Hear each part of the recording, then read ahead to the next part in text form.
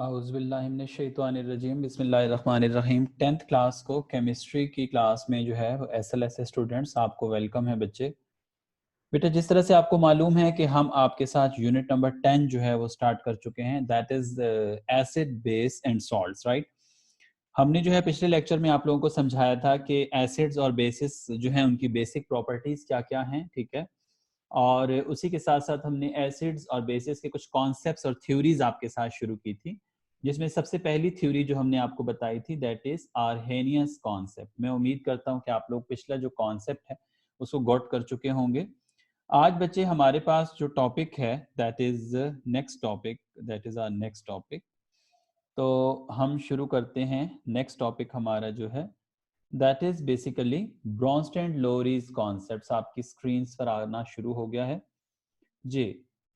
बेटा जब Arrhenius concept में लिमिटेशंस आई, जब वहां पे प्रॉब्लम आया कि आर्हेनियस कॉन्सेप्ट जो है वो कंप्लीटली डिफाइन या डिस्क्राइब नहीं कर सका एसिड्स और बेसिस को, तो इसका मतलब था कि हमें एक और कोई और कॉन्सेप्ट चाहिए था आर्हेनियस के अलावा। तो लॉरीज एंड ब्रॉन्स्टेड ने 19, ये दो अलग अलग भाई हैं, क्या नाम है अपना, ये दो अलग अलग साइंटिस्ट हैं। लॉरी अलग साइंटिस्ट हैं, ब्रॉन्स्टेड अलग साइंटिस्ट है, ठीक है।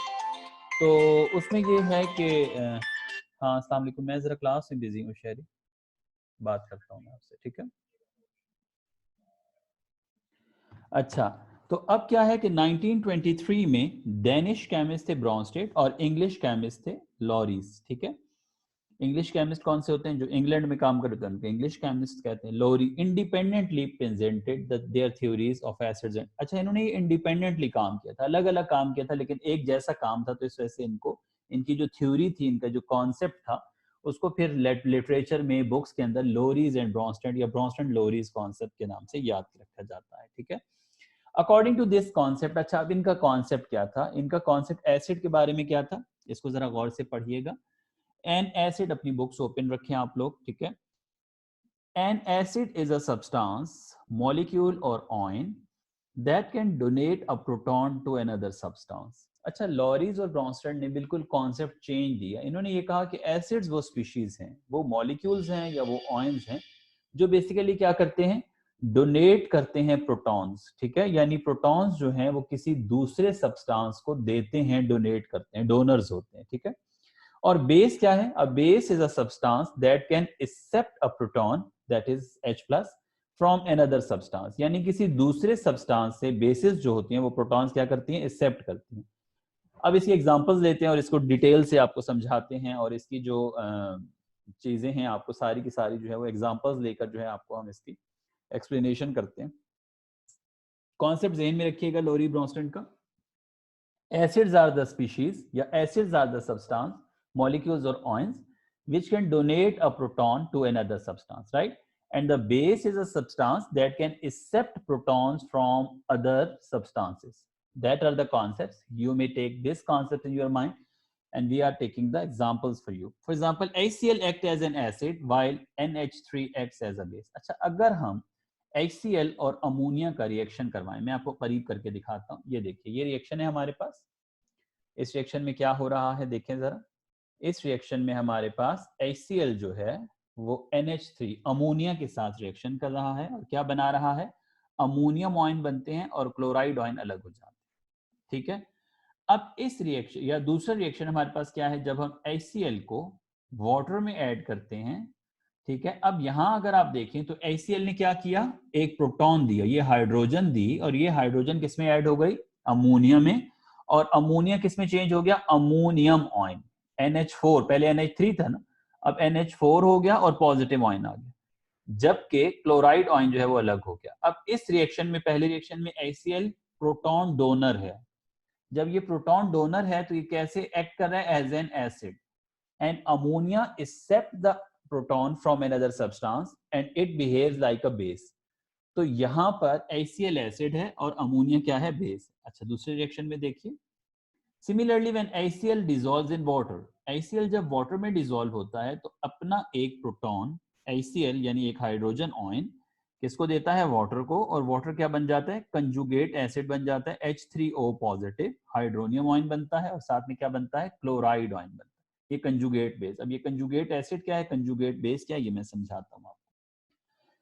It is reversible reaction. In a forward reaction, HCl is an acid and it donate a proton, whereas water is a base as it accepts a proton. In the reverse reaction, chloride ion is a base. अच्छा, अब reverse reaction में अगर आप देखें, ठीक है, आप लोग रिवर्सिबल रिएक्शंस यूनिट नंबर 9 में पढ़ चुके हैं।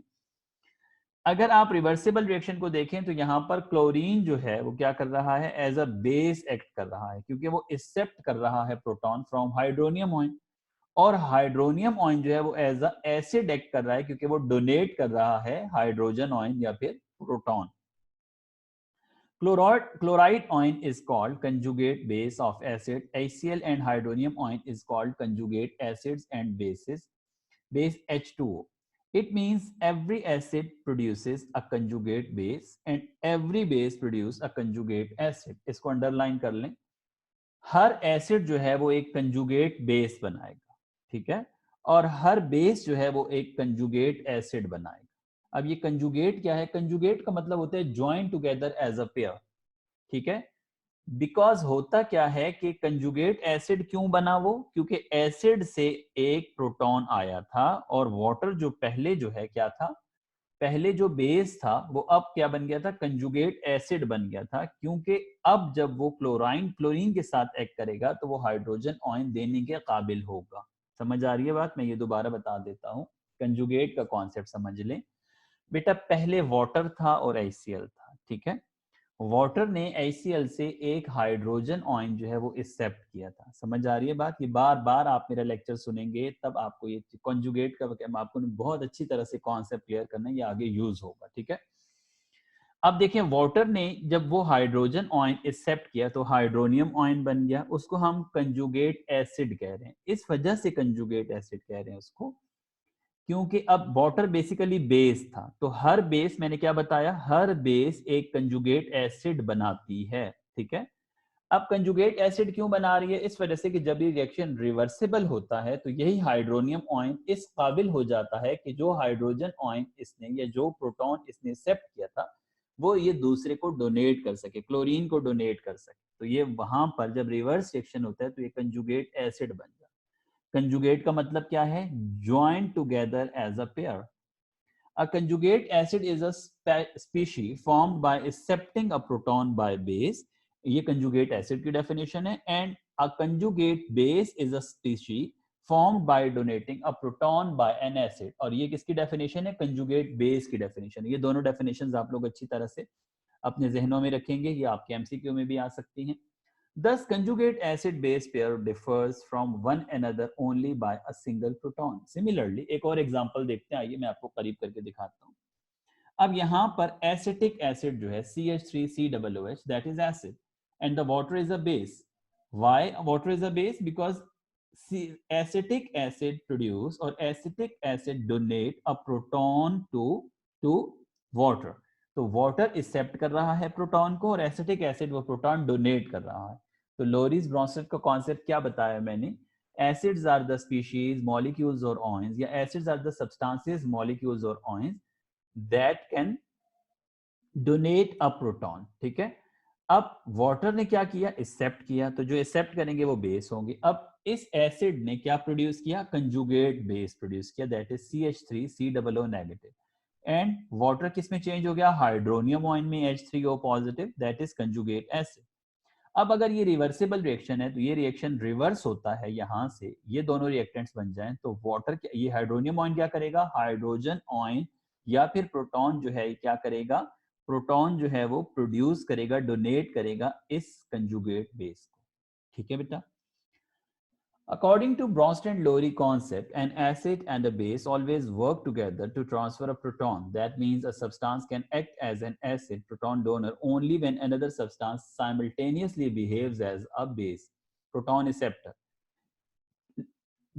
लोरीज एंड ब्रॉन्स्टेड के कॉन्सेप्ट्स में लाजमी एक एसिड होगा, एक डोनर होगा। तो जाहिर सी बात है, देखिए अगर डोनर मौजूद है तो लाजमी उन प्रोटॉन्स को एक्सेप्ट करने वाली दूसरी स्पीशी भी मौजूद हो, ठीक है।